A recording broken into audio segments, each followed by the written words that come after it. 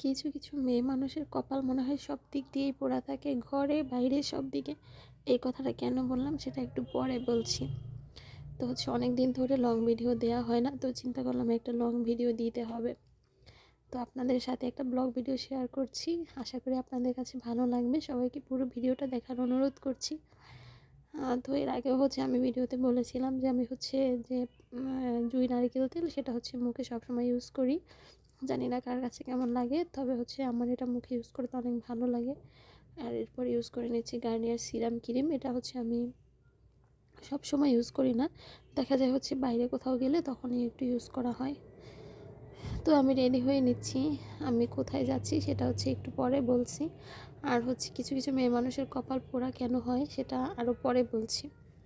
মানে আমি রেডি হয়ে যাব, বাইরে যাব। তো রেডি হয়ে কোনো মতে মুখে ক্রিম ট্রিম মাখিয়ে এরপর হাতে একটুখানি নিভিয়ার যে লোশনটা এটা ইউজ করে নিচ্ছি। এরপর কোনো রকমে মাথাটা কোনো রকম চুলটা ছাড়িয়ে মাথার চুলটা একটু কোনো রকমে ঠিকঠাক করে চুলটা বেঁধে এরপর রেডি হয়ে বের হয়ে যাব। ও হ্যাঁ, ঠোঁটে একটু লিপস্টিক হালকা, আর কপালে একটা টিপ, এটা তো দিতেই হবে, কারণ এর আগেও আমি বলেছি টিপ পরতে আমার সবসময় ভালো লাগে। আর লিপস্টিক না দিলে না, মানে লিপস্টিকও ইউজ করতে আমার ভালো লাগে না, কিন্তু ইদানিং দেওয়া হয়, কারণ ক্যামেরার সামনে লিপস্টিক ছাড়া না ঠোঁটটা মানে কি বলবো, একটু কালো লাগে, তাই লিপস্টিকটা দেয়া লাগে। না হলে আমার একদমই পছন্দ না ঠোঁটে লিপস্টিক দেওয়া। আর ঠোঁটে লিপস্টিক দিলে মানে আমার কেন জানি না মনে হয় ঠোঁটে সবসময় লিপস্টিক ইউজ করলে ঠোঁট কালো হয়ে যায়। তো যাই হোক, জানি না কার কী ধারণা, তবে আমার এরকম মনে হয়। আর এই যে এটা আমার পছন্দের জিনিস টিপ, এটা পরে এরপর আস্তে আস্তে বের হয়ে যাব। আর হ্যাঁ, একটা ঘড়ি, মানে ঘড়িটা ঘড়ি ছাড়া আমার বাইরে বের হতে ভালো লাগে না, জানি না কার কাছে কেমন লাগে। তবে এই ঘড়িটার বয়স অনেক বছর হয়েছে, মনে হয় 7-8 বছর হয়ে গেছে।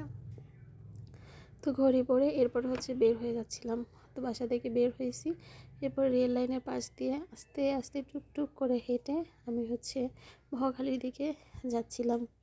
তো এখানে মহাখালী এসে মানে রাস্তা পার হবো কী করে, এত পরিমাণে গাড়ি আর এত পরিমাণে জ্যাম ছিল, তো রাস্তা পার হতে একটু কষ্ট হচ্ছিল। তো যাই হোক, কোনো ব্যাপার না, রাস্তা পার হয়ে এরপর বাসের একদম ড্রাইভারের পিছনের সিটে গিয়ে বসছি। দেখছি ওখানে 2টা সিট খালি আছে, তো ওখানে আমি একটাতে জানালার পাশে গিয়ে বসছি। আর পাটা কিছুতেই রাখতে পারছিলাম না, কারণ এইখানে কী যেন কার্টুনের মধ্যে রাখা ছিল। আর এই যে একটু আগে যে মানে একটা লোক উঠলো, মানে ভদ্রলোক, উনি গিয়ে আমার পাশের সিটে বসলো, আমি জানালায়, আর উনি আমার পাশের সিটে। তো কি বলবো, আমি যে আগে কথাটা বলেছি যে কিছু কিছু মেয়ে মানুষের কপাল মনে হয় ঘরে বাইরে দুই দিকেই খারাপ হয়, এই কথাটা বলেছি কারণ মানে বাইরে বের হলেই না কিছু কিছু পুরুষ মানুষ, মানে সিটের পাশে যদি কোনো মেয়ে মানুষ থাকে, মনে হয় যেন মেয়ে মানুষটার গায়ের উপরে বসে থাকতে পারলে ওনাদের মানে ভালো লাগে এরকম। মানে আমি যতই জানালার দিকে চাপাচ্ছি, উনি ততই আমার শরীরের মধ্যে মনে হয় ঢুকে যাচ্ছে, এরকম একটা ব্যাপার। তো কি করব, কিছু তো করার নাই, কারণ ভাই আমার তো আর ওরকম, মানে আমি তো আগেই বলেছি যে আমি তো মধ্যবিত্ত ঘরের সন্তান, এইসব বাচ্চা করেই আমাকে সব জায়গায় যেতে হবে, কিচ্ছু করার নেই।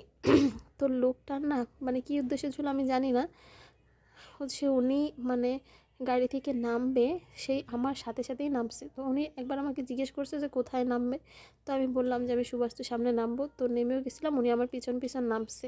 তো যাই হোক, কোনো ব্যাপার না। এরপর রাস্তা পার হওয়ার সময় দেখলাম উনি আমাকে ফলো করতেছে, তো আমি তখন ক্যামেরাটা অন করছিলাম ওনার চেহারাটা দেখানোর জন্য, কিন্তু উনি বুঝে ফেলছে। তো যাই হোক, কোনো ব্যাপার না। এরপর লোকটা আমার যখন ক্যামেরাটা দেখাইছি তখন উনি আমার পিছন মানে পিছ থেকে চলে গেছে। তো এরপর সুবাস্তুর সামনে এসে আমি এখানে একটু মানে হুডি আর একটু সোয়েটার দেখতেছিলাম যে দেখি কিছু ভালো লাগে কি না।